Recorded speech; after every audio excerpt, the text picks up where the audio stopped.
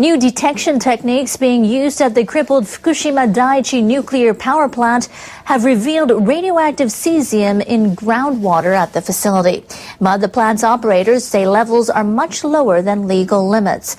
Previously, Tokyo Electric Power Company had said levels were too low to detect.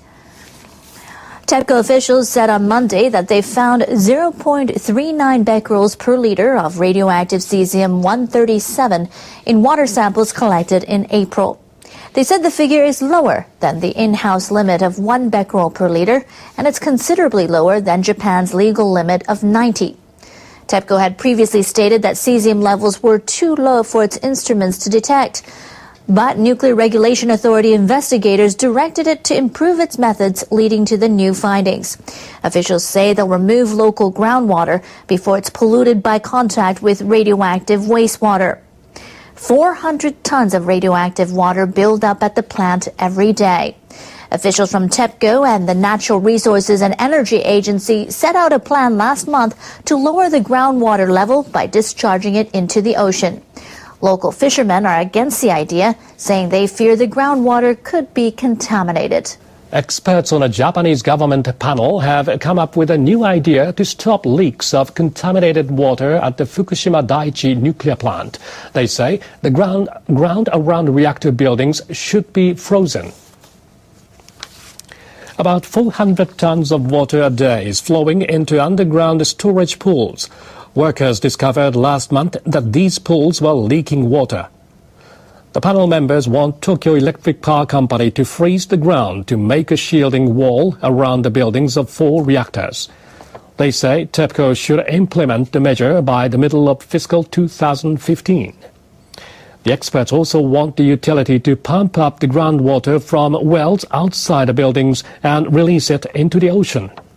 They hope TEPCO can gradually reduce the flow of the water and stop it completely in 8 years. The panel members also urged the government to help TEPCO maintain the frozen wall. The displaced residents of Namie town in Fukushima have filed a petition with the government arbitration body demanding larger monthly compensation. More than 2 years have passed since the Fukushima nuclear disaster forced them to evacuate. Town Mayor Tamotsu Baba and lawyers representing 11,602 people filed a claim on Wednesday at the Nuclear Damage Claim Dispute Resolution Center. They represent more than half of Namie's residents who were evacuated from the town in March 2011, just after the nuclear accident. The residents now live in various locations around the country. Each evacuee currently receives about $1,000 per month from Tokyo Electric Power Company, but the petition says the amount does not accurately reflect the amount they have suffered from the unprecedented nuclear disaster. They are demanding roughly $3,500 per month and a review of the current guidelines.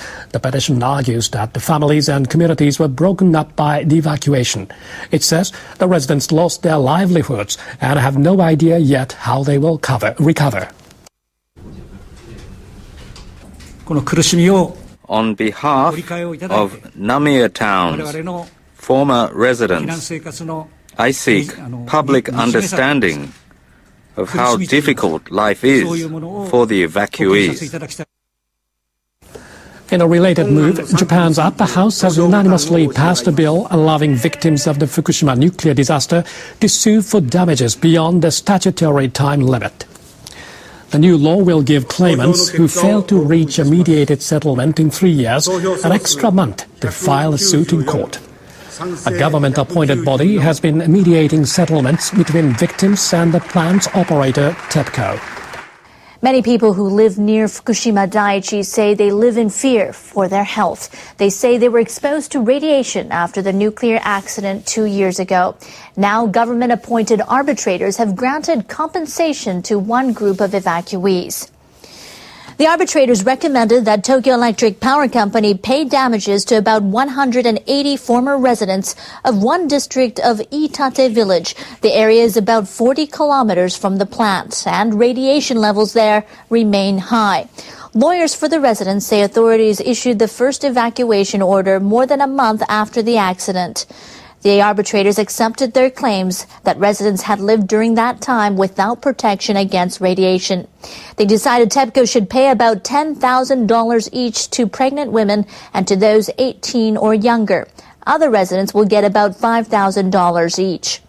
The residents have already received compensation for having to evacuate, but the amount did not cover anxieties about their health. Officials with the operator of the Fukushima Daiichi nuclear plant are asking for more public money. They say they needed to compensate people who had to leave their homes after the accident in 2011.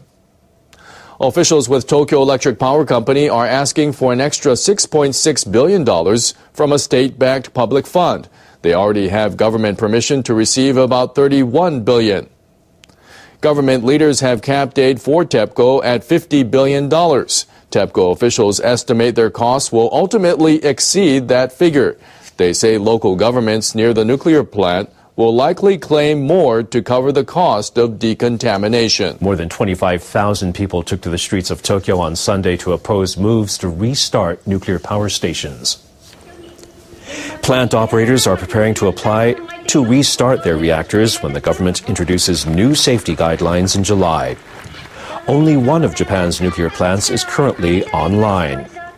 Nobel Prize-winning author Kenzaburo Oe said restarting nuclear plants is a betrayal of the people affected by the 2011 Fukushima Daiichi nuclear accident.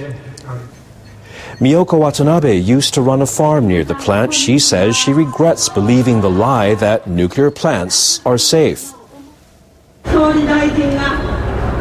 Prime Minister Abe said the government plans to export technologies for nuclear power generation. Japan should not take the wrong path by focusing too much on economic benefits.